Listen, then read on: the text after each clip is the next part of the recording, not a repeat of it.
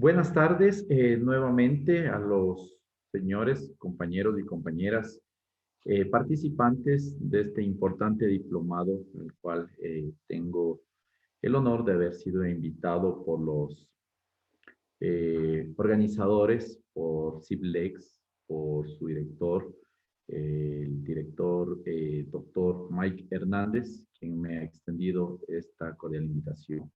Para mí encantado nuevamente volvernos a ver y compartir estos conocimientos y retroalimentarme también de su aprendizaje que fortalecerá, ¿no?, los conocimientos de manera mutua. Bien, el día de ayer o en la charla anterior pudimos revisar ya de manera bastante práctica lo que es la investigación previa, cuáles son sus fines, cuáles son sus características, cuál es la naturaleza de la investigación previa, cómo inicia esta investigación previa, cuándo concluye esta investigación previa, ¿no es cierto? Cuáles son las formas, cuáles son los tiempos en los que puede permanecer abierta una investigación previa. Y finalmente ya entramos, decíamos ayer, que la investigación previa es una fase preprocesal. Posteriormente ya entramos en lo que es el proceso penal y cómo arranca también, ¿no es cierto? Uno de los caminos es la denuncia, ¿no es cierto? Decíamos que otros son los informes de gestión de varias instituciones, ¿verdad? O también esta misma investigación previa a través de una audiencia de formulación de cargos. Veíamos cómo inicia una instrucción fiscal, que puede ser a través de una audiencia de flagrancia o una audiencia de formulación de cargos. La audiencia de formulación de cargos tiene justamente detrás de esta, tiene una investigación previa que había sido iniciada anteriormente. Posteriormente, vimos ya el inicio de instrucción, cuáles son los tiempos en los cuales la instrucción fiscal debe investigarse los hechos que han sido denunciados, ¿sí? Vimos hasta ahí y concluimos y hablamos algo ya del dictamen fiscal. Bien, como vimos el día de ayer, que las fases del proceso ordinario justamente eran la instrucción, una que ya la revisamos, y quedó pendiente revisar la evaluación y preparatoria a juicio, así como el juicio. ¿Sí? Y para eso hemos preparado un material que vamos a compartir con todos ustedes, en el cual vamos justamente a revisar estas dos etapas del proceso penal ordinario. Bueno, y arrancamos de igual manera, bastante práctico, ustedes van a tener una lectura bastante digerible a través de esta presentación y la exposición, esta participación mía va a ser también bastante práctica con casos cotidianos para que ustedes lleguen a un mejor entendimiento, ¿sí?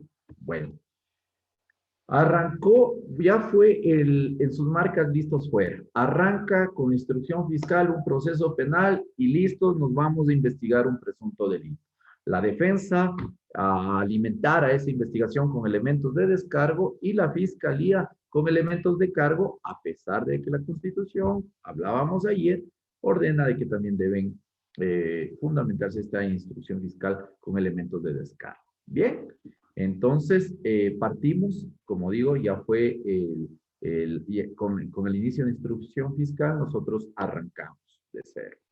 Entonces, esta etapa de evaluación y preparatoria a juicio, que está eh, como fin de esta etapa de evaluación, tiene posteriormente en su audiencia, que es la preparatoria a juicio, conocer inicialmente si es que existieron dentro de este proceso investigativo vicios que puedan impedir la validez procesal de lo que se ha actuado. Estos vicios son de procedimiento, procedibilidad, prejudicialidad y competencia, ¿sí? Estos vicios son revisados ya en la audiencia preparatoria. ¿Con qué fin? Para saber si es que en este periodo, vamos a poner un ejemplo de que fueron 30 días el tiempo de instrucción fiscal, ¿no es cierto? Que es un procedimiento ordinario, el cual arrancó a través de una audiencia de flagrancia. Vamos a poner un caso, un asesinato. Entonces tenemos 30 días de investigación y al finalizar la investigación, en esta audiencia preparatoria de juicio, lo que primero vamos a revisar son estos tipos de vicios. Si es que existieron vicios de procedimiento, por ejemplo, ¿cuál es un vicio de procedimiento? Si es que se allanó el domicilio del sospechoso o del procesado ya, sin la autorización de un juez. Si es que a ese allanamiento no acudió un fiscal, ya, esos son vicios de procedimiento, porque nuestro Código Orgánico Integral Penal nos establece, nos marca la cancha en la cual nosotros, como operadores de justicia o abogados particulares, podemos movernos. Y está establecido un procedimiento a cumplir. Lo establece nuestra ley y también la Constitución de la República, ¿no es cierto? Con el respeto y vigilando esto justamente que no se vulneren los derechos humanos de las personas. Por ejemplo, un vicio de prejudicialidad, hablando de otro de ellos, es nosotros alegamos en esta audiencia preparatoria si a lo mejor el mismo hecho no fue conocido en un cuaderno aparte o en una vía distinta a la penal. Les voy a poner un ejemplo que ha sucedido. Un caso de estafa, se ha denunciado un caso de estafa, pero por los mismos hechos y las mismas circunstancias está iniciado un juicio penal con un título ejecutivo. Entonces ahí hay prejudicialidad. Eso antes ya estuvo judicializado, ¿sí?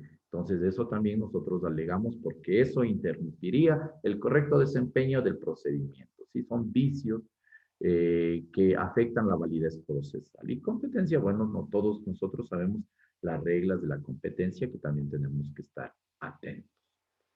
Entonces, en esta etapa, justamente se verifica todo esto y al verificar y al no existir ninguna novedad, pues el juez declara como válido el proceso y continúa, ¿sí? ¿Qué también se analiza en esta etapa de evaluación y preparatoria de juicio? Se evalúa todos los elementos que utiliza Fiscalía para sustentar su acusación. Al finalizar la audiencia, Fiscalía emite un dictamen y solicita el llamamiento al juicio o no. Entonces, esto se verifica que todos los elementos que fueron recabados durante esta etapa hayan sido suficientes como para yo, como fiscal, solicitar el auto de llamamiento a juicio al juzgador. ¿Sí? También en esta audiencia se hace un anuncio de prueba. Todo esto vamos ya a irlo identificando minutos después, ya desglosando cada uno de estos, ¿sí? Pero nos adelantamos para que tengan un mejor entendimiento de lo que vamos a exponer a continuación. El anuncio de prueba, pues nosotros anunciamos en esta audiencia a qué testigos, a qué peritos, qué documentos nosotros vamos a requerir y vamos a solicitar que sean practicados como prueba, ¿sí? Y acuerdos probatorios también son mencionados en esta audiencia con el fin de no dilatar la audiencia de juicio en sí. Nosotros llegamos a un mutuo acuerdo con Fiscalía o Fiscalía con la defensa para determinar cuáles son los elementos que no hace falta controvertir, ¿no es cierto? Entonces les voy a poner un ejemplo rápido, luego vamos a hablar profundamente del tema, pero por ejemplo, si es que no es punto de controversia la sustancia que fue encontrada en poder de un ciudadano, se trata de marihuana o se trata de cocaína, pues yo como defensa este no es el punto de contradicción de que la sustancia encontrada era marihuana. Lo que yo voy a contradecir es de que no es expendedor, de que es consumidor. Voy a probar esto en la audiencia. Entonces, no me interesa discutir con fiscalía y entablar una discusión inútil para saber o no si es que se trata de marihuana, ¿sí? Entonces, ese puede ser un acuerdo probatorio. El análisis en el cual se hace la verificación y pesaje de la droga y en la cual se determinó el peso y la calidad de la droga, ¿sí? En este caso, se identificó que se trataba de marihuana. En este caso, podremos hacer un acuerdo probatorio.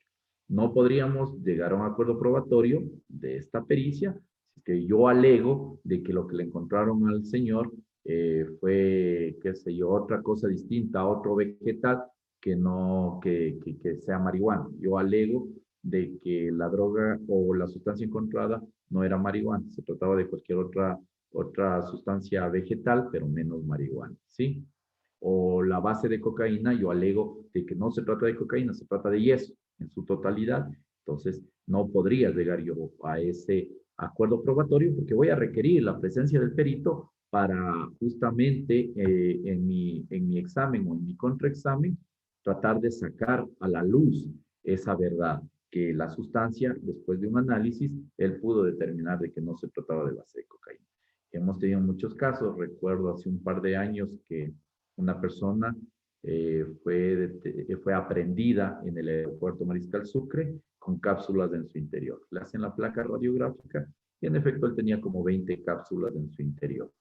La policía lo detiene porque no presumía de que se trataba del transporte de sustancias estupefacientes. ¿Qué más va a hacer? O sea, todos pensábamos eso, pero al realizar las pericias, al realizar las diligencias que corresponden ante un presunto delito de sustancias, pudimos determinar de que no se trataba de cocaína, se trataba de maicena. ¿Ya? Entonces esto suele suceder. Bueno, últimamente no he escuchado casos así, pero hace unos 7 años por ahí tuve un caso en el cual trataban de engañar a la policía y a los controles pasando esta gente y luego por otro lado pensamos que era la gente que pasaba con este tipo de droga, pasado maicena, café, entre otras cosas, ¿sí?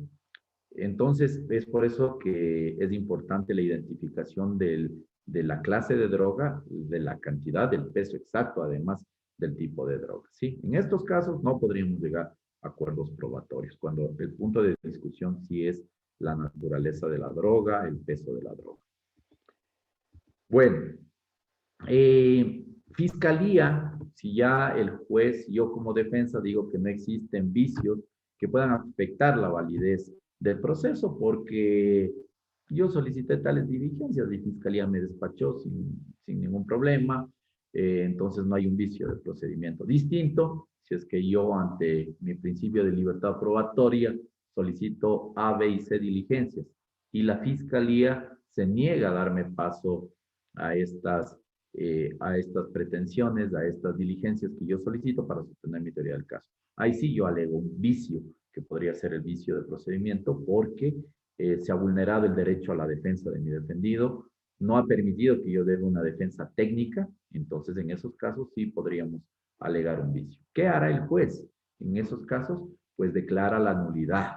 Declara la nulidad desde el momento en el que justamente no se permitió esto, ¿sí? Y volveremos nuevamente al inicio de instrucción fiscal para que se practiquen las diligencias que quedaron pendientes o que Fiscalía no nos dio paso. Ahora, si el juez piensa que son impertinentes las diligencias que yo he solicitado a Fiscalía y estoy alegando por eso un vicio, simplemente con el fin de dilatar a lo mejor alguna situación, pues no me dará paso y continúa, declara la validez de todo lo actuado y continúa la audiencia. Bien, Fiscalía dentro de estos 30 días ha solicitado cámaras de seguridad, ha solicitado versiones, reconocimiento del lugar de los hechos, en casos de tránsito sobre todo la reconstrucción de los hechos, etcétera, etcétera, etcétera. Entonces, Fiscalía considera de que ya tiene un caso armado. Considera que dentro de esos 30 días a pesar de que Fiscalía actuó con objetividad y alimentó a esa investigación con elementos de cargo y también de descargo, Fiscalía considera de que no tiene duda de que nuestro defendido, la persona procesada, es o podría ser responsable de un hecho delictivo. Entonces, Fiscalía procede inmediatamente a hacer a realizar su acusación fiscal y la cual debe contener lo siguiente. Primero, la individualización de la persona. Ayer conversábamos ya algo que cuando el fiscal formula cargos a una persona no puede hablar, no puede andar con él. El señor se llama Juan Pérez o Pedro Pérez o Mario Pérez. No, si quiere persuadir al juez, si quiere que el juez tenga claro el caso y que tenga la certeza de que se llevó una buena investigación, pues al menos me entrega los nombres correctos, ¿no es cierto? Que agotó todo para identificarlo al sujeto. Habrá casos excepcionales en los cuales a lo mejor una persona que no esté inscrita, una persona que no es de este país y que se agotó todo a través de los ministerios, a través de consulados y no se puede identificar a la persona, pues serán casos excepcionales. Pero ahí está el deber de la fiscalía de identificar muy bien al ciudadano. Eso, yo creo que de ahí partimos. Y por eso el legislador dice que debemos individualizar a la persona. Individualizar a la persona será dar datos de filiación, dónde nació, la edad que tiene, nombres completos, número de DNI, de la cédula, de pasaporte o cualquier tipo de identificación. Así también la acusación fiscal debe contener la relación de los hechos e indicar la participación. Claro, es evidente. La noticia criminis que en un momento se la expuso en la audiencia de formulación de cargos y se justificó por qué a esta persona se le inicia un juicio penal, pues ahora con 30 días de investigación tiene que ser mucho más solvente, tiene que tener mucho más peso. Entonces, esta relación de los hechos tiene que, ya con esta investigación que hubo, tiene que, como les digo, tiene que tener mayores elementos. Entonces, expone el fiscal cuáles son los hechos, señor juez, del día, identificando esto para los compañeros fiscales, compañeros colegas que realizan acusación particular, tiene que estar muy bien identificado. Y así como se debe una teoría del caso. Miren la importancia de llevar una teoría del caso. Ayer hablábamos de esto. Miren, aquí van a poner en práctica parte de esa teoría del caso. La relación de los hechos es parte fundamental. Los hechos, cómo se dan y deben ser cronológicos el momento en el que se expone la acusación fiscal. Sucede, señor juez, que después de denuncia presentada el 1 de enero del 2021 al señor, y bueno, y van identificando los hechos, al señor Juan Pérez se le denuncia por tales motivos, posteriormente se hizo esta investigación, se llegó a recabar tales elementos y por eso hemos llegado al convencimiento de que él participó en el hecho delictivo. Todo cronológicamente, desde el hecho que se habría dado, ¿no es cierto? Vamos a poner el ejemplo, el 1 de diciembre del 2020 se dio un hecho, el asesinato de una persona y luego vamos cronológicamente, luego llegamos a tener la denuncia, se tomó versiones de tales personas, se pidió las cámaras de seguridad, etcétera, etcétera. Entonces la relación de los hechos tiene que ser bien expuesta. La adecuación típica, evidentemente, si nosotros estamos hablando en un debate jurídico, no puede quedar esto atrás. No estamos solamente contando hechos como un noticiero, sino estamos dentro de un debate jurídico. Entonces, todos estos hechos, los hechos que se dieron el 1 de diciembre del 2020, que fueron denunciados el 3 de diciembre del 2020, y que posteriormente dentro de una investigación previa se llegó a recabar tales elementos y luego dentro de la instrucción fiscal además se pudieron obtener más pericias, encuadran en un acto el cual está tipificado y sancionado en el artículo, por ejemplo, 170 del Código Orgánico Integral Penal. Esa es la adecuación típica, ¿ya? Al juez le informamos qué es lo que nosotros formulamos cargos y si hemos sostenido la acusación por el mismo delito. Hasta ahí el tema de en sí sería el tema de la acusación fiscal, porque posteriormente ya viene el anuncio de la prueba y es obligación presentar una lista de testigos. En el anuncio de prueba, nosotros vamos a presentar a todas aquellas personas, testigos que rindieron versiones, por ejemplo, ciudadanos civiles. Vamos a presentar a todos los peritos que realizaron valoraciones técnicas, científicas del hecho que se investigó. Por ejemplo, si hablamos de un asesinato, podríamos el perito forense, quien realizó el levantamiento del cadáver, el protocolo de autopsia. Si tenemos videos de seguridad, pues, ¿quién hizo el peritaje de estos videos?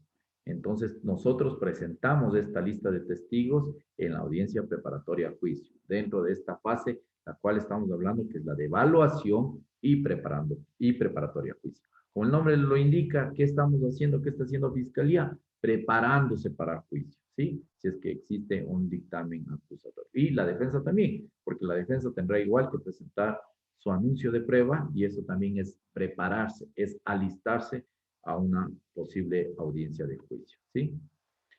Listo. A ver, vamos a poner el ejemplo para continuar con el siguiente punto, que en la audiencia de formulación de cargos, la persona que fue iniciado un juicio penal por un delito de asesinato, como no contábamos con todos los elementos, el juez no le ordenó la prisión preventiva, le ordenó la presentación periódica ante un fiscal, el fiscal conozco la causa, la prohibición de salida del país y arresto domiciliario. Pues bien, ahora, en la audiencia preparatoria a juicio, recordemos que han transcurrido 30 días. Recordemos que Fiscalía tuvo el tiempo suficiente para investigar este hecho. Entonces, tenemos mayores elementos y por eso realizó una acusación fiscal. Ahora es el momento de revisar si es que esa medida cautelar es suficiente para garantizar la presencia del procesado a juicio. Y el fiscal está en toda la potestad de que si tenía arresto domiciliario, si se presentaba periódicamente ante un fiscal y tenía la prohibición de salida del país, solicitar que esa medida cautelar sea cambiada por prisión preventiva para garantizar, como vuelvo y repito, la presencia de esta persona a la audiencia de juicio. ¿Sí? Eso es muy importante tomar en cuenta sobre la medida cautelar. Ayer conversábamos y arrancábamos la charla diciendo de que el sistema penal acusatorio reposa sobre tres pilares fundamentales, que era la contradicción, la oralidad y la publicidad. Pues ahora vamos a hablar de un cuarto pilar, que es la inmediación, porque la audiencia de juicio ya vamos a revisar, debe obligatoriamente cumplirse este principio, ¿sí? El de inmediación. Es importantísimo contar con todos los peritos, con todos los testigos y sobre todo con el procesado. Entonces, justamente para velar por este principio de inmediación, pues al finalizar casi la audiencia preparatoria a juicio, vamos a revisar medidas cautelares. Bien, vamos aquí a redundar un poquito, porque ya nos adelantamos a lo que ya hablamos en la primera parte. Vamos a hablar otra vez de la audiencia preparatoria a juicio, pero vamos a especificar algunas situaciones. Perdón. Bien. Esto ya lo topamos, las partes se pronuncian acerca de vicios de procedimiento, procedibilidad, prejudicialidad y competencia. Esta audiencia preparatoria a juicio guarda su forma, ¿no? Como todas, y el juzgador está en la obligación de hacer respetar esto, los tiempos, que no haya irrespeto entre las partes, ¿cierto? Entonces, asimismo, el procedimiento que debe regirse a lo que establece la ley. En la audiencia preparatoria a juicio, la primera intervención la tiene la defensa del procesado. Entonces, ellos se pronunciarán primero sobre este tipo de vicios y luego se le dará la palabra a fiscalía para que si el abogado de la defensa del procesado alega uno de estos, pues la fiscalía tiene la oportunidad de que, vamos a hablar de los principios, de contradecir y decir, no, se respetó, miren, el señor abogado de la defensa del procesado manifiesta que hay un vicio de procedimiento porque no se le debo hacer el examen psicosomático donde se confirma si es que el señor es consumidor o no. Esa es la teoría de la defensa. Pero mire, yo tengo, se despacharon las providencias en las cuales por dos ocasiones, por un ejemplo, se le agendó al señor la realización del examen psicosomático, pero el señor nunca acudió. El juzgador al verificar dice eso, dice, ok, entonces no hay tal vicio y continúa con la audiencia. ¿Sí? Es por eso que la primera intervención le corresponde a la defensa. También ya topamos este tema de que el juzgador podría declarar la nulidad a partir de donde constate un vicio que afecte la validez procesal. En el mismo ejemplo, si es que al contrario, yo alego un vicio de procedimiento porque no se le realizó tal diligencia, tal pericia, entonces yo verificaré, digo, es verdad, con fecha 10 de enero del 2021, la defensa ha solicitado con escrito a la Fiscalía la realización de un examen psicosomático. Y veo que no se ha despachado esta diligencia por parte de Fiscalía. Entonces sí, en efecto, se está entorpeciendo el proceso al no garantizar el derecho que tiene a la defensa el procesado. Entonces podría declararse la nulidad a costa de Fiscalía. ¿Sí? Experiencia. Vamos a hacer aquí un paréntesis. En mi trajinar acá como defensor público, yo veo con muy buenos ojos cuando Tenemos una audiencia la cual se realiza el día de hoy. Evidentemente yo tengo que llegar a la fiscalía, a la cual va a conocer la causa, y señalar casidero judicial y presentarme yo como abogado patrocinador. Para muchos fiscales que actúan con objetividad, como manifiesto, que quieren llegar a la verdad, cuando yo voy a presentar esos escritos, muchas veces ya me entregan el despacho en el cual me dicen, mire, este caso yo sé, porque soy abogado, porque tengo conocimiento, que lógicamente su teoría irá por consumo, es un gramaje mínimo, entonces de oficio, yo ya tengo ordenada la realización del examen psicosomático, del análisis cualitativo y cuantitativo de la droga en caso de que se trate de cocaína o base de cocaína. Entonces, para nosotros vemos con muy buenos ojos eso y lo ve el juzgador también, que fiscales actúen con objetividad. En muchos casos de estas personas los defiende un abogado, no llegan a un acuerdo, entonces no cuentan con un abogado que les patrocine dentro del proceso de investigación. Y si es que no llegan con un abogado a la audiencia de juicio o a la preparatoria, pues lamentablemente se queda sin prueba. Es ahí cuando nosotros vamos a hablar también de la prueba nueva, cuando hablemos del juicio, pero lamentablemente el fiscal, al no haber atendido situaciones de oficio como esto, la realización del examen psicosomático, tenemos que recién realizarlo cuando un defensor público tiene que comparecer por la falta de un abogado o de su abogado particular. Entonces, eso hay que tomar en cuenta. Ya hablamos de la nulidad, en qué casos puede el juzgador declarar la nulidad de los, o que vea afectada la validez procesal por una falta de procedimiento, procedibilidad, prejudicialidad y competencia. Hablamos también de que en esta audiencia se hace el anuncio de prueba.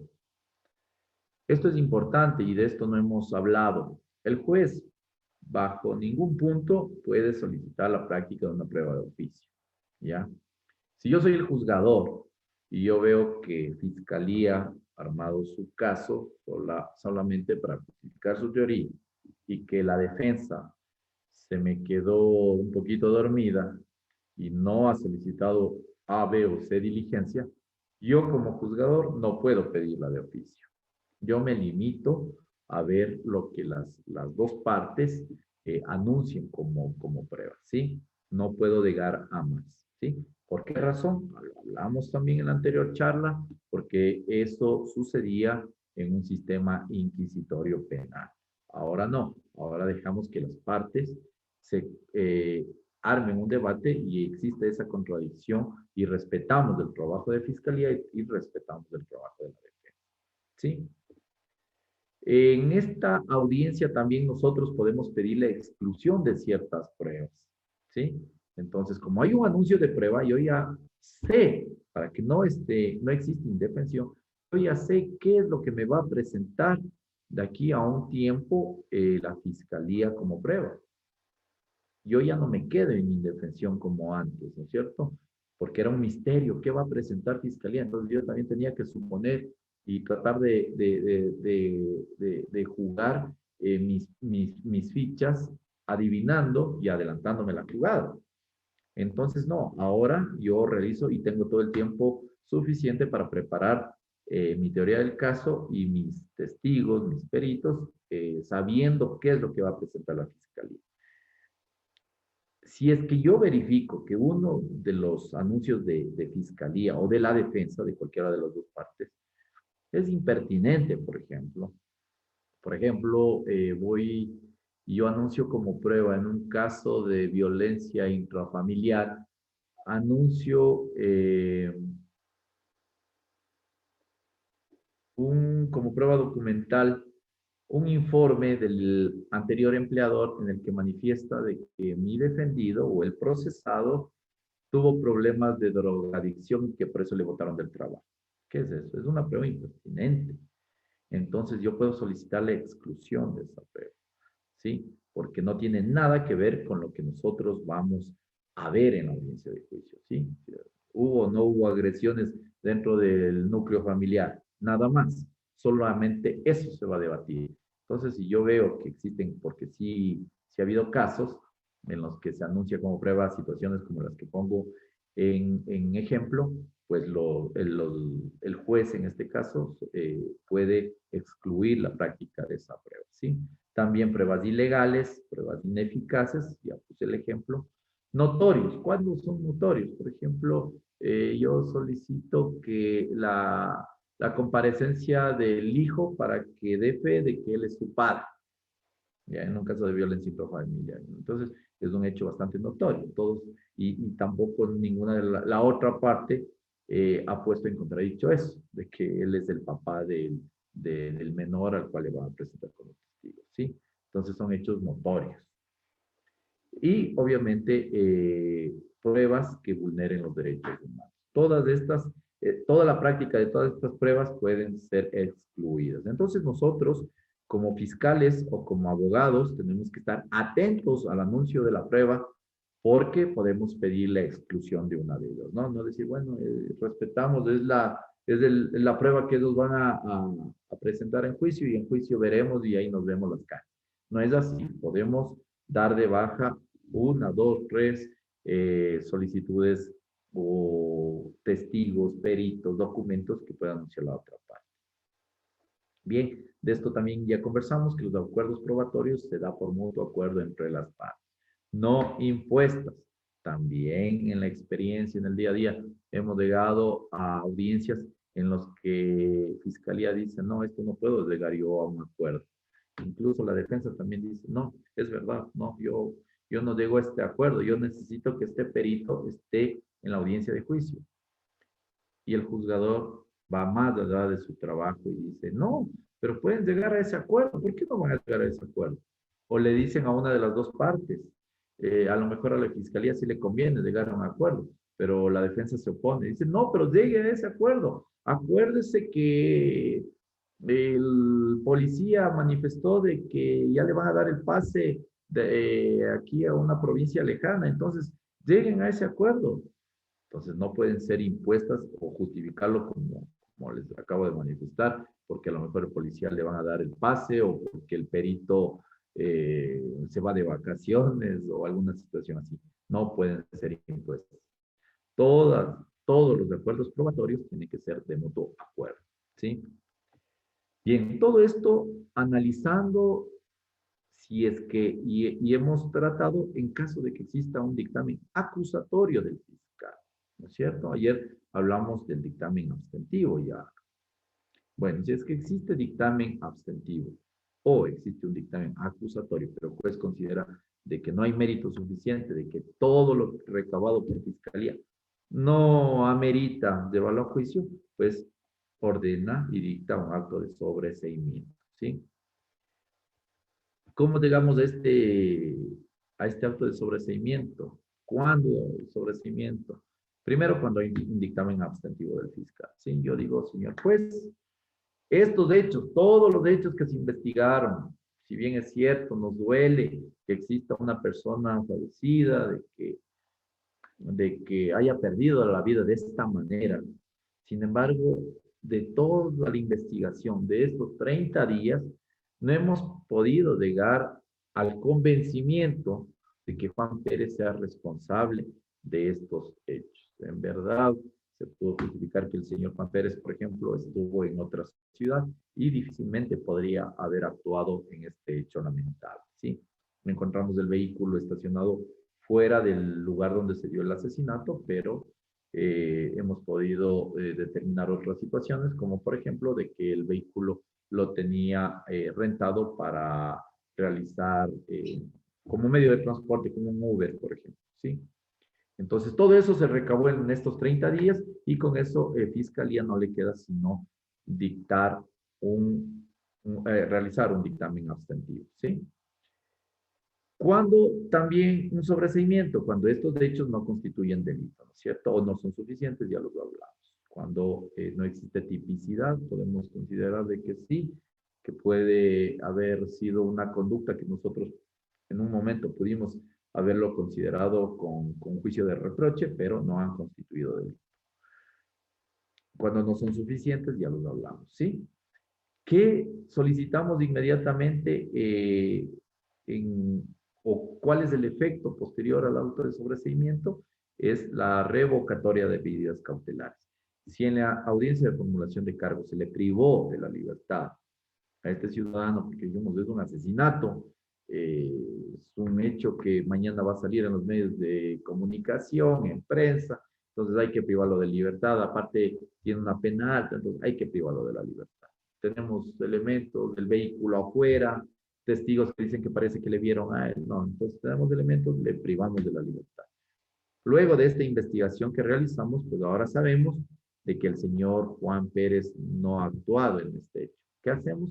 Revocamos medidas cautelares y tendrá que ordenar la inmediata libertad de Juan Pérez, el juzgado. Cuando también se puede justificar un sobreseimiento cuando existen causas de exclusión de la antijuricidad. Por ejemplo, dentro de la investigación, si bien es cierto, teníamos una persona que llegó a la unidad de flagrancia apuñalada y que tenía lesiones de 30 a 90 días. En su momento fue formulado cargos, se realizó esta investigación y la fiscalía ha llegado al convencimiento de que esta persona sí actuó, sí existe la materialidad, es verdad, la apuñaló a su vecino, pero existe una exclusión de la antijuricidad porque el señor actuó en legítima defensa.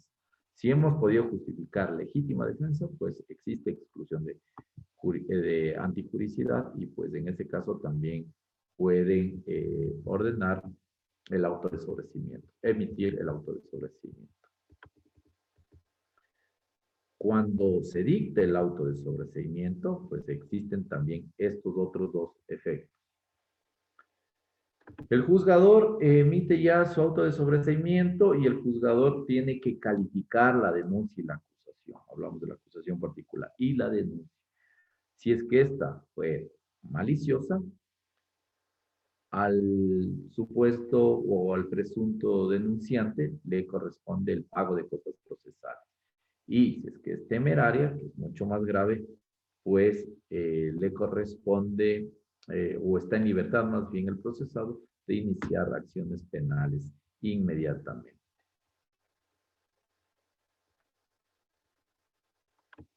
Bueno, avanzando con el proceso, ya vimos en caso de un sobreseimiento, se revocan las medidas cautelares y el efecto es de que exista inmediata libertad y fin del proceso. ¿Sí? Fin del proceso. Ahí concluye. Pero, ¿qué sucede si existe llamamiento a juicio? ¿Qué pasa si todos los elementos recabados por parte de Fiscalía son suficientes y nos llevan al convencimiento de que la persona procesada es o podría ser responsable del delito? Bueno, todo se someterá a un juicio donde vamos a probar la participación. Pero al encontrar elementos suficientes, pues emitimos como fiscalía un dictamen acusatorio y el juez, de aceptarlo, llama a juicio a esta persona. Llama a Juan Pérez a juicio porque existen elementos suficientes dentro de la investigación, dentro de estos 30 días, que nos hacen presumir de que podría ser responsable de este delito. ¿Qué debe contener entonces este auto de llamamiento a juicio? Esto ya no es obligación de fiscalía, esto debe ser obligación del juzgador. Igual, el auto de llamamiento a juicio debe contener la identificación del procesado. Miren la importancia, hablábamos de la obligación de fiscalía, pero si fiscalía no hace un trabajo investigativo de verdad, ¿cómo va a emitir el auto de llamamiento a juicio el juzgador si no esa información no fue entregada al juez? Miren la importancia. Con la identificación del procesado, también determinación de los hechos, tipo penal y grado de participación y la especificación de evidencia, ¿sí? Toda esta información no la recaba el juzgador. Toda esta información es entregada por parte de Fiscalía. Por eso, vuelvo, repito, la investigación debe guardar un grado de objetividad muy alto, porque toda la información que le entrega Fiscalía se le entregará al juez y que el juez requiere que esta información sea de calidad para poder emitir el auto de llamamiento a juicio. porque de la información entregada de Fiscalía sale esto, la determinación de los hechos. El tipo penal por el cual se tipificó la conducta de Juan Pérez. El grado de participación, ¿es autor o cómplice? ¿Es coautor? ¿Qué es? ¿Qué se pudo investigar? Y la especificación de las evidencias, ¿no es cierto? Por ejemplo, encontramos en el domicilio que fue allanado, encontramos un revólver que corresponde justamente a la munición con la cual se dio muerte a tal ciudadano, el Oxis, ¿no? Otra vez, en el auto de llamamiento a juicio, si poseía medidas cautelares alternativas distintas a la prisión preventiva, el procesado es potestad del juez también cambiar estas medidas para asegurar la presencia a juicio del procesado. Y recuerden que también entramos en una fase, en el momento de la audiencia, en el cual llegábamos a acuerdos probatorios con la fiscalía con la defensa con la fiscalía. Pues este es el momento en el cual el juzgador acepta o niega esos acuerdos probatorios y en la resolución habla justamente de todos estos acuerdos que se llegaron en la audiencia. Bueno, con eso termina una etapa más de nuestro proceso penal ordinario, ¿no es cierto? Esta es la etapa preparatoria, la etapa de evaluación. Estamos evaluando, estamos preparando todos los elementos para llevarlos a juicio. Esa es la segunda etapa de nuestro proceso penal ordinario. Y entramos en la última, que es la etapa de juicio, contemplada en el artículo 609 del Código Orgánico Integral Penal. La etapa de juicio se sustancia sobre la acusación fiscal. Sin esto no hay juicio, es evidente. ¿Quién investiga? ¿Quién es el dueño de la acción penal? La fiscalía. Si fiscalía emite un dictamen abstentivo, pues sin dictamen no hay un juicio. El juicio, por eso dice el Código Orgánico Integral Penal, que se sustentará que el apoyo de este juicio será una acusación fiscal. ¿Sí? Entonces, eso es importante. Los principios en los cuales igual se rige esta etapa de juicio son la oralidad, todas las audiencias de juicio son orales, la contradicción, porque todos los peritajes, todos los testimonios que sean practicados en esta audiencia son sujetos de contradicción. Yo no puedo decir, presento este perito, pero la defensa no va a tener derecho para realizarle preguntas. No, se somete a este juego de contradictorio, ¿no? Publicidad, todas las audiencias son públicas, excepto las que la ley la prohíbe, ¿no? Por ejemplo, delitos sexuales, violencia intrafamiliar, donde existan intereses del Estado también. Perdón.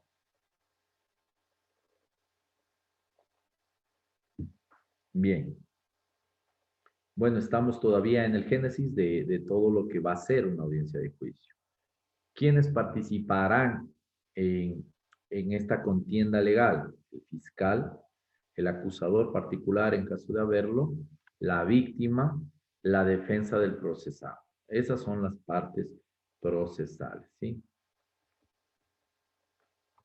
Bueno, ¿y cómo arranca la audiencia o la etapa de juicio? Ya revisamos en la etapa de evaluación y preparatoria a juicio, vicios, ya no podríamos alegar acá. Señor miembros del tribunal, ahora estamos frente a un tribunal conformado por 3 jueces. Señores miembros del tribunal, pero les recuerdo, o peor aún, en un alegato de clausura, alegar que mi defendido es inocente porque no se le realizó un examen psicosomático. Entonces, nada que ver, ya no es el momento para alegar eso. Tuvimos la oportunidad en la audiencia preparatoria de juicio para alegar vicios, tuvimos el momento para solicitar diligencias dentro de la instrucción fiscal, todo eso ya revisamos, ¿no es cierto? Entonces, tiene cada cosa su momento. Ahora en la etapa de juicio, pues simplemente ya arrancamos con esto. ¿Con qué? Alegato de apertura. El alegato de, bueno, la audiencia de juicio en sí tiene 3 partes. En primer lugar, que es el alegato de apertura, la prueba, que es la parte medular, y finalmente el alegato de clausura, ¿sí? Dentro del alegato de apertura, ¿qué hacemos? Presentamos la teoría del caso, lo que nos comprometemos a probar con la práctica de nuestra prueba, ¿sí? En la charla anterior hablábamos de la teoría del caso. ¿Puede variar? Sí, sí puede variar. Pero ¿qué tenemos que tratar nosotros? De que de blanco no se vaya a negro, ¿no es cierto? De que no tenga este efecto la teoría del caso, sino que sí, sí puede mover ante ante la investigación que realiza Fiscalía. Nosotros también nos vamos percatando de ciertas circunstancias que a lo mejor creíamos que se habían dado, pero van variando nuestra teoría del caso. Entonces sí puede variar, pero no puede ser tan radical. Eh, en audiencia de formulación de cargos, ya manejar una teoría de consumo y luego hablar de un desplazamiento de responsabilidad, ¿ya? Entonces tiene que manejarse por ahí. Si es que manejaste una teoría del caso de consumo, pues mantente en la teoría de consumo. Si es que la fiscalía maneja una teoría de expendio y de un verbo rector del delito de drogas, si hablamos de venta, por ejemplo, de venta de droga, no puede, sí puede variar el verbo rector con la evacuación, o más bien con la práctica de diligencias, con testimonios, con videos, pero no puede ser tan radical que de la venta nos cambiamos al cultivo de sustancias estupefacientes. Ya no podemos justificar venta, pero sí el cultivo de la sustancia, ¿sí? ¿Por qué? Porque el juzgador, el tribunal va a decir, bueno, este señor fue aprendido o fue detenido porque aparentemente le vieron vendiendo droga. Y ahora quieren que nosotros le sentenciemos porque ya se verificó de que no había tal venta de droga. Pero a lo mejor hay el cultivo de la sustancia, en este caso marihuana. Entonces no puede tampoco cambiar mucho la teoría del caso de la fiscalía. El alegato de apertura es una oferta que hacemos nosotros al tribunal, es una promesa. Señores miembros del tribunal, hoy yo voy a probar esta teoría. La teoría del caso también debe ser cronológica, debe guardar fundamento de hecho, ¿ya? Tienes que tener una teoría de los hechos, qué, cómo, cuándo, quién, con quién, por qué, en dónde, a qué hora, ¿no es cierto? Todo. Tanto fiscalía como la defensa lo maneja eso. Debe tener, esto tiene que conjugarse con una teoría jurídica, ¿no es cierto? Entonces, nosotros decimos, bueno, la ley sanciona la venta, por ejemplo, el elemento típico acá es del artículo 220, el verbo rector es la venta, pero mi defendido fue encontrado consumiendo. Y el consumo de drogas no está tipificado.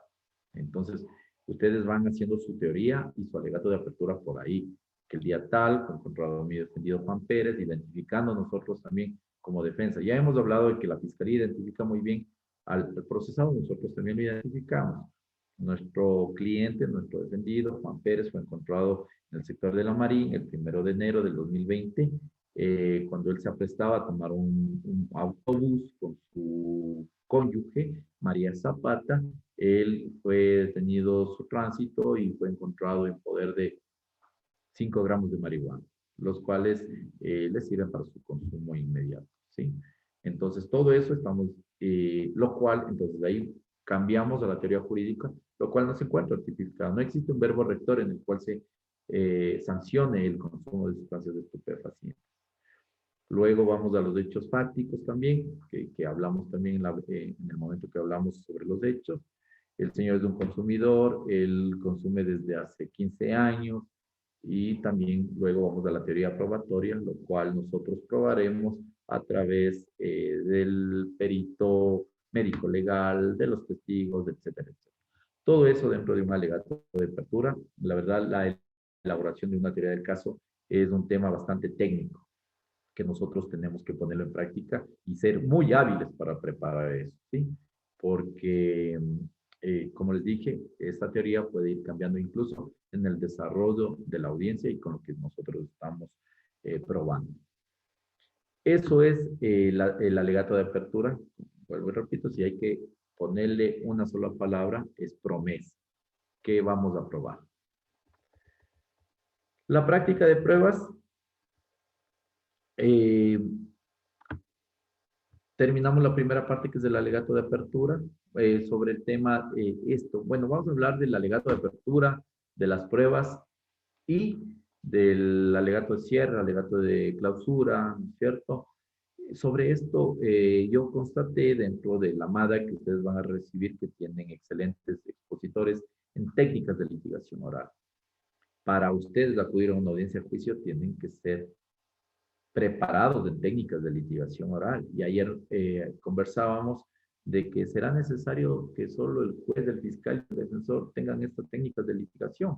No, el perito tiene que tenerlas, el policía debe tenerlas, porque no es lo mismo, como les ponía el ejemplo ayer, un perito que a pesar de que es un informe tan simple, diga, no recuerdo, por favor, a pesar de que la ley te permite refrescar la memoria, pero algo tan simple te permita leer, empieces a leerlo, a titubear, ¿no es cierto? Y distinto es un perito, un policía que esté empoderado de la sala, de su caso, diga, ah, sí, sí recuerdo, el señor Juan Pérez, me acuerdo que lo detuve el 1 de enero del 2021 por un presunto delito, el cual es el asesinato.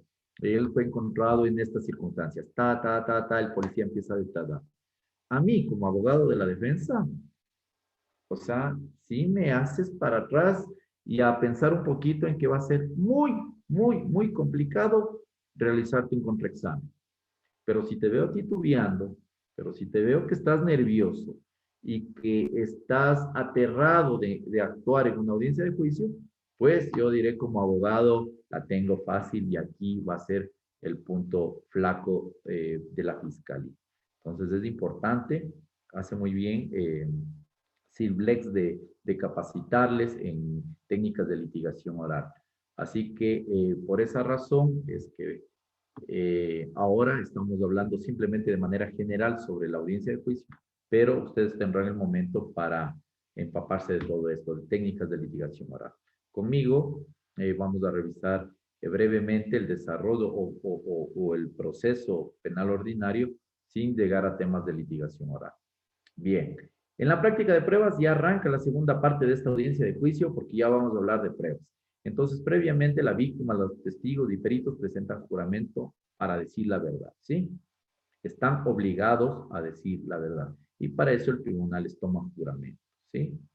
Hay que tomar en cuenta de que faltar a la verdad en una audiencia de juicio y posterior al juramento que les toman, esto está sancionado por el Código Orgánico Integral Penal, ¿ya?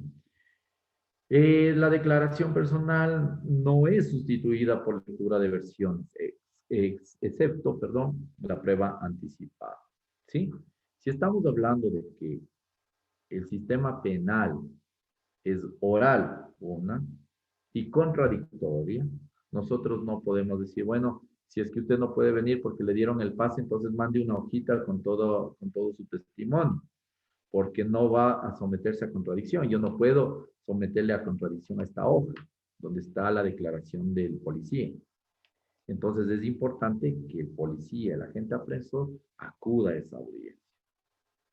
Pero ya dio versión, sí, pero yo necesito, como vuelvo y repito, la versión no voy a poder hacer un contrainterrogatorio. La declaración personal no puede suplir la ausencia de un testigo o de un perito. Ah, pero hay una excepción, claro, la prueba anticipada. En los casos, sobre todo de violencia intrafamiliar, delitos sexuales, suele realizarse el testimonio urgente o testimonio anticipado para evitar la revictimización. Entonces, en estos casos, sí, nosotros contamos con un acta y con un video que la defensa tiene la oportunidad de verificarlo y someterle a contradicción en el momento procesal oportuno, porque la víctima no va a ir. ¿Para qué? Para evitar la revictimización. Entonces, esto a través de un psicólogo y las partes que actúan en esta prueba anticipada pueden hacer, ¿sí? También justificando, por ejemplo, si se trata de una persona que es irremediable, un extranjero, por ejemplo, que sufre un delito acá en el país y tiene que viajar irremediablemente a su país, pues también podemos tomar esa prueba anticipada. Las versiones solo servirán para refrescar la memoria. Sí, existe la posibilidad de refrescar la memoria, pero es mejor que este tema de refrescar la memoria, al menos en mis casos los hago así. Yo refresco la memoria 2, 3 días antes de una audiencia, llamándole al policía, y en ese momento le digo, usted tiene 2 días para refrescar la memoria. Tome, debe ser parte policial, debe ser copias del proceso y acuérdese cómo usted actuó en ese hecho. No creemos que falta la verdad, solamente empápese del tema, del parte policial que usted realizó, nada más, nada más. Entonces, refrescar la memoria se vale, como dicen nuestros amigos mexicanos, se vale. Pero es mejor, el tribunal verá de mejor manera si eso la fiscalía llama al policía, no para decirle qué tiene que manifestar en la audiencia, pero para prestarle, para facilitarle una copia y refresque la memoria 15 días antes, si quiere, antes, previo a la audiencia. Entonces, se vale, pero es mejor realizarlo así. Como una técnica de litigación oral. Volvemos a eso, ¿no? Miren lo importante. Los peritos exponen sus conclusiones y se someten a interrogatorio y contrainterrogatorio. Es así.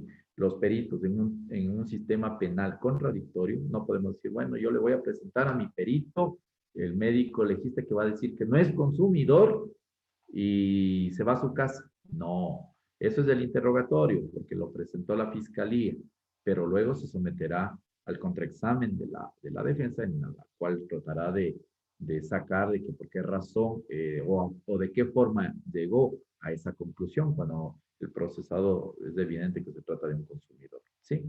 Entonces, se someten todos a interrogatorio y contrainterrogatorio. El tribunal podrá formular en la práctica de la prueba, el tribunal sí puede formular preguntas a los testigos o a los peritos, sí puede, pero con un solo fin, aclarar. Ojo con esto, a los amigos fiscales y a los amigos abogados públicos y particulares, solamente puede aclarar, porque el tribunal en algún momento puede pedir una pregunta para facilitar el trabajo al abogado de la defensa o también a la fiscalía. Entonces no podemos permitir, si es que fue información que no fue ingresada, no puede el tribunal hacer una pregunta para tratar de introducir información nueva. Solamente para aclarar, o sea, de un hecho que ya fue manifestado, ya de un hecho que ya fue expuesto por uno de los testigos o uno de los peritos, pues simplemente aclarar. Por ejemplo, sí, el señor se trata de una persona consumidora. Ah, ok. Se le olvidó al fiscal decirle la fecha que se realizó el peritaje. Señor perito, solamente para aclarar, ¿qué fecha fue realizado este examen del cual usted ya habló toda la tarde? ¿Qué fecha fue? Ah, el 3 de enero. 2 días después de la aprehensión. Ah, ok. Muchas gracias. Pero también ha sucedido y esto nos corresponde a nosotros dejar en actas, dejar en audios, cuando me sucedió en alguna ocasión en la cual Fiscalía no podía hacer un interrogatorio en un acto urgente, perdón, en un testimonio urgente, la Cámara de Gesell no podía interrogar a la presunta víctima, no podía interrogar. Entonces, porque las preguntas que él hacía eran sugestivas. Ustedes saben que no se puede realizar preguntas sugestivas en un interrogatorio. Entonces, es evidente que yo me oponía a la realización de esas preguntas y que conteste, obviamente, la presunta víctima, ¿no es cierto? Entonces, Fiscalía no pudo nunca sacar la información que ella requería porque no podía hacer una buena pregunta. Entonces, a lo que la jueza que acudió a esta diligencia dijo, bueno, el fin justifica los medios y como fiscalía no pudo hacer, pues voy a ponerme yo el traje de fiscalía y voy a realizar yo el interrogatorio. Y empezó a hacer. Entonces, en ese momento, como es una diligencia que se graba en audio y en video, yo me opuse a la realización de esas preguntas porque la presunta víctima nunca mencionó la información que la jueza quería recabar. ¿Ya? Entonces, con eso no se dio paso a las pretensiones que tenía en ese momento la jueza. Entonces, ustedes en juicio tampoco pueden permitir que el tribunal realice preguntas que nunca fueron, o información que nunca fue dicha por la víctima, por un testigo, por un perito. de parte y parte, ¿no? Que favorezcan a la defensa o que favorezcan a la fiscalía. Bueno, vamos a la práctica de pruebas ya. Antes de declarar, los testigos no pueden comunicarse entre sí. A ver, aquí en la práctica diaria es un poco difícil este tema. Eh, Muchas veces ingresa el policía en otros países. Es por eso que es interesante también ver la realidad de cómo actúan los jueces, los fiscales en otros países, incluso en películas muy didácticas que son poco hollywoodenses y más aplicadas a la realidad, en cómo ellos son aislados los testigos, ¿no es cierto? Con este fin, de que no pueden comunicarse entre sí, porque no pueden intercambiar información. Lamentablemente, por ejemplo, lo que sucede y lo que yo he visto acá es de que el policía comparece, se lo libera a los policías, el policía sale y afuera está el policía esperando que lo damen para rendir su testimonio y ya cruzan información. Entonces es bastante difícil aquí cumplir con este precepto que es la no comunicación entre testigos y peritos.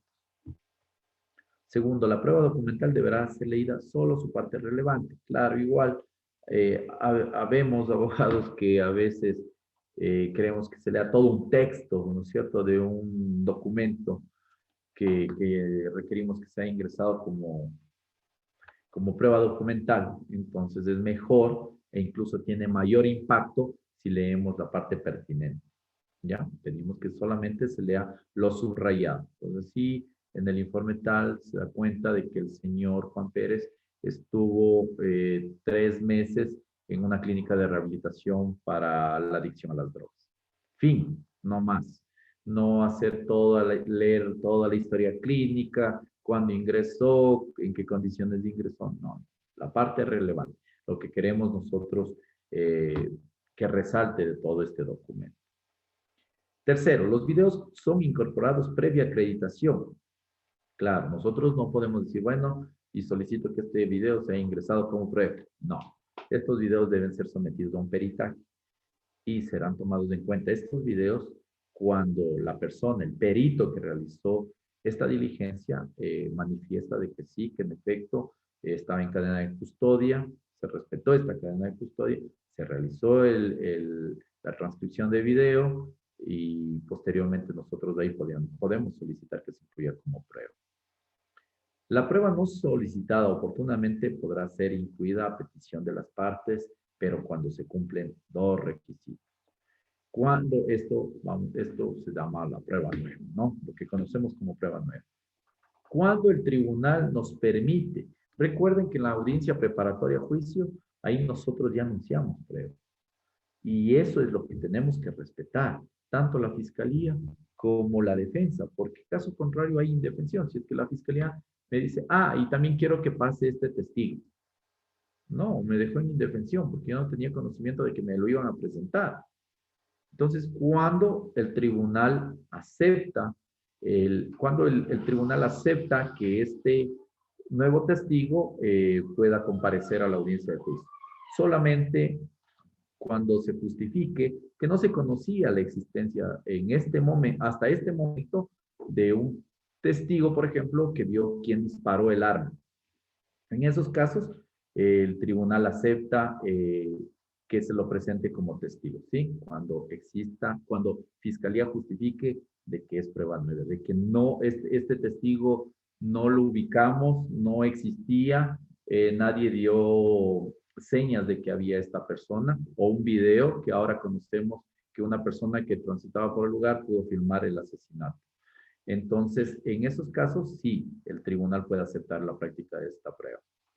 Y la segunda es cuando la prueba sea relevante. Bueno, esto ya queda a consideración del tribunal cuando considera que es una diligencia que a lo mejor no se solicitó por el cambio de abogados, que poníamos un ejemplo hace un rato, y en este instante vemos que es importante la realización de un examen psicosomático, por ejemplo, o la comparecencia que no fue anunciada del perito que realizó el examen psicosomático. Pues en esos casos el tribunal la aceptará.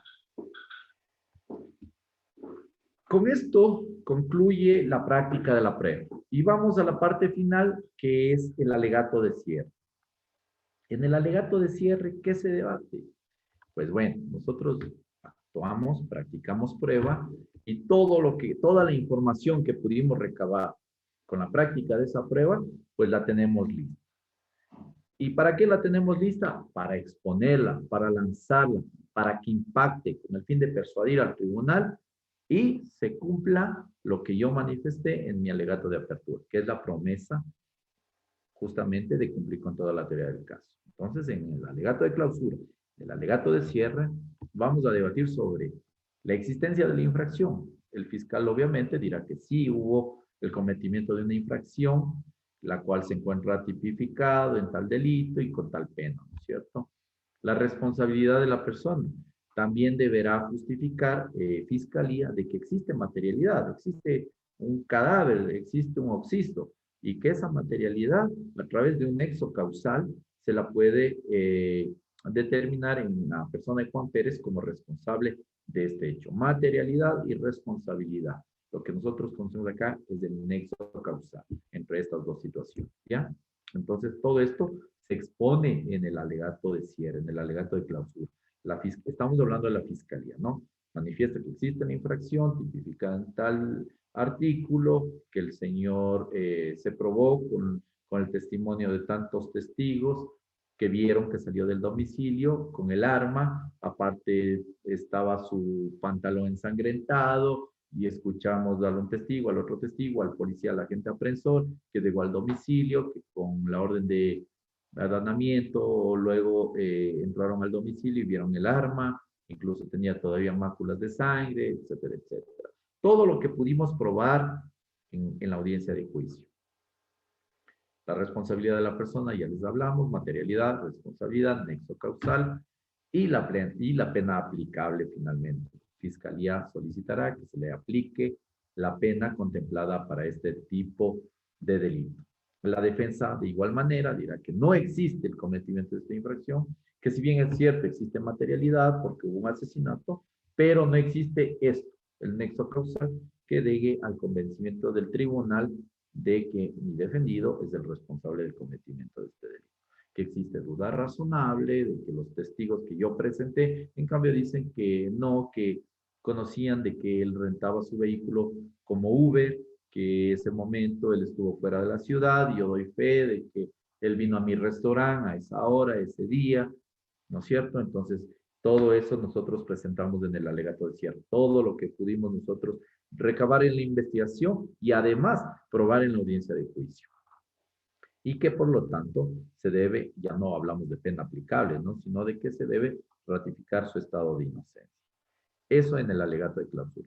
No quiero ser más extenso porque hay maravillas para hablar del alegato de cierre, porque a mi modo de ver es la parte más importante, es donde nosotros impactamos al tribunal, donde nosotros tenemos que rematar de una excelente forma todo el proceso de lo que hemos ya hablado en estas dos jornadas. Esto aquí es donde se resume todo.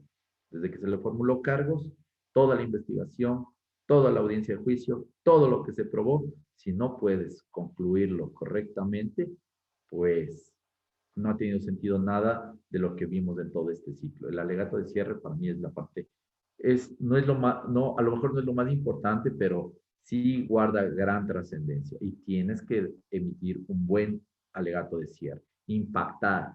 El fin de la persona que litiga es persuadir al tribunal, ¿sí? Llevarle al convencimiento de tu teoría del caso. Entonces, tienes que rematar de una excelente forma y como ya les manifesté, existen textos, existen películas, como decían, no van las muy hollywoodenses, vean películas en las cuales vean grandes debates, ¿no es cierto? Que tenemos ahora la facilidad de coger, llegar al televisor y ponerlos en otras plataformas como en YouTube. Ustedes pongan alegatos de clausura y ven maravillas, ¿no? Distinto a cuando estudiamos nosotros, que teníamos que remitirnos a los textos, que si bien es cierto nos han ayudado bastante, pero para la praxis, ya para poner en práctica, tomamos ejemplo de alegatos de cierre. Yo nunca me voy a olvidar de que vi una en Costa Rica, una abogada que tenía una forma de dar su remate que hablan los textos de litigación oral de una manera espectacular. Vi creo que unos 6 juicios de EDA y yo me quedé con esa línea. Entonces ustedes tienen esa facilidad ahora para poner en práctica, no solamente abogados, sino los policías y civiles que actúan en nuestras audiencias de juicio, psicólogos, odontólogos, médicos, ¿no es cierto?, que nos acompañan comúnmente en las audiencias de juicio. Tienen textos una maravilla, uno de los que yo les puedo sugerir acá es de Dudley Baterman, en el manual de litigación oral de EDOS, es más o menos la forma como yo he tratado de exponerles estas 2 jornadas. Es en pastilla todo lo que son las técnicas de litigación oral con unos ejemplos maravillosos.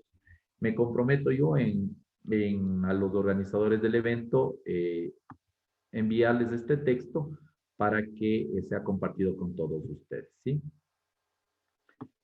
Bueno, estábamos en el alegato de cierre, pues bueno, el tribunal debe delimitar la intervención en este alegato de cierre, dependiendo de la complejidad del caso que estamos tratando, ¿no?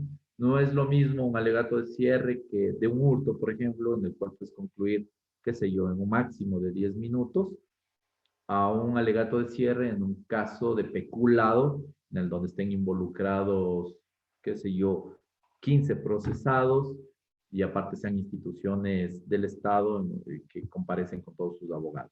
Entonces, dependiendo de la complejidad, el tribunal también establece los tiempos máximos. Presentados los alegatos, el presidente declara terminado el debate y procede a deliberar. La decisión, el tribunal deberá referirse a que, si ya va a hablar sobre la decisión, si estamos en el tema de la decisión, tiene que referirse a los hechos, es evidente, ¿no es cierto? Que se había dado el asesinato, el tal día, en tal fecha, en tal lugar. Determinación de la existencia de la infracción y la culpabilidad, de que si se ha llegado al convencimiento o no de la culpabilidad de esta persona. Lo individualiza con esta responsabilidad y le impone una pena. Tiene que referirse, ¿no es cierto? Responsabilidad, hablamos de que emitirá un dictamen en el cual se ratifica el estado de inocencia o declara la culpabilidad. Y además, ordena la reparación integral a la víctima, ¿sí? Es parte de la pena la reparación integral a la víctima.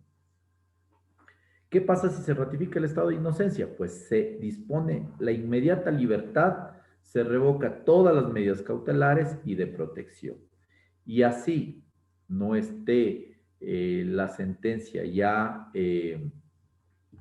emitida ya la sentencia, pero esta no esté ejecutoriada, pues tiene que ordenar la inmediata libertad el tribunal, ¿sí?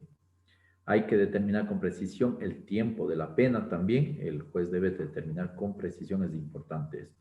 Y esta sentencia debe reducirse a escrito con la debida motivación y notificado a las partes. Con ese fin se reduce escrito, ¿ya? Para la notificación a las partes y poder nosotros observar la motivación del juzgador, en este caso del tribunal. Bueno, para concluir con el proceso ordinario penal, miren, hemos tratado de ser lo más concretos en esto, sin embargo, tiene varias aristas y podemos nosotros encontrar mayor complejidad en un momento más que en el otro. Sin embargo, tratamos de ser bastante prácticos en esto, empatando esto, la teoría, con casos prácticos, ¿no? Y para hablar de la sentencia, pues sabemos que el tribunal reduce escrito, justamente que ya hablábamos de esto, para poder notificar a las partes y poder nosotros observar cuál fue la motivación, con qué elementos contó para motivar su sentencia.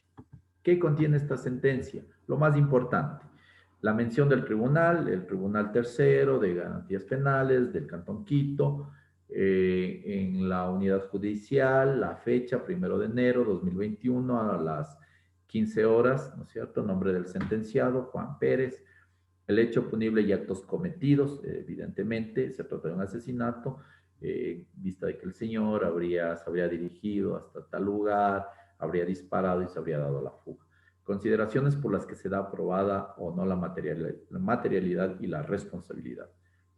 Dentro de su motivación debe contar que se evacuó la prueba, mediante los testigos que fueron presentados, se llegó al convencimiento de que existía materialidad y se llegó al convencimiento de la responsabilidad de Juan Pérez. La parte resolutiva es la parte donde ya el tribunal, como su nombre lo indica, resuelve sobre el hecho que se investigó y que en ese momento está siendo ya sentenciado. Determinación individual, grado de participación es importante, como lo declara autor, cómplice, coautor, etcétera, etcétera. La reparación integral a la víctima también es parte importante porque anteriormente el proceso penal se regía o precautelaba los derechos del procesado, que está muy bien, así debe ser, pero también de la víctima. Ahora esto es parte fundamental. ¿Cuándo se cumple la pena? Se cumplirá cuando ya se ejecutaría esta sentencia. ¿Por qué razón? Porque puede ser apelable, por ejemplo. Entonces tiene que guardar los términos que la ley establece para que esta pena pueda ejecutarse. Esto hay que tomar en cuenta que ninguna mujer embarazada puede cumplir una pena sino hasta 90 días, o sea, 3 meses después del parto, ¿sí? Eso, estimados amigos, participantes de este diplomado de bastante altura, que yo he quedado asombrado de ver la calidad de los participantes, así como de la MADA que se ha compartido, que Ciblex está compartiendo con todos ustedes. Aparte, el prestigioso marco de docentes que están también capacitándolos, envidiable, y yo les felicito a todos ustedes. Les agradezco por la atención prestada en estas 2 jornadas. Para mí, como ya les dije, un completo honor poder compartir con todos ustedes, altísimos abogados, estudiantes, compañeros de la policía, entre otros, estos tips sobre cómo nosotros tenemos que desempeñarnos dentro de un sistema penal ordinario, ¿sí? Que tenemos que nosotros respetar, tratar de evitar. En el tema de litigación oral, ustedes van a llegar a un completo entendimiento acerca del sistema penal. Es importante que se sigan capacitando. Aplaudo otra vez la iniciativa de todos ustedes por seguirse preparando. Para mí un honor, espero que nos podamos ver en una próxima ocasión y sigan adelante. Les aplaudo, les abrazo desde aquí. Mi nombre es Juan Carlos Garcés, defensor público de la provincia de Pichincha, acá en Ecuador. Otra vez reiterando mis felicitaciones y mis agradecimientos. Muchas gracias.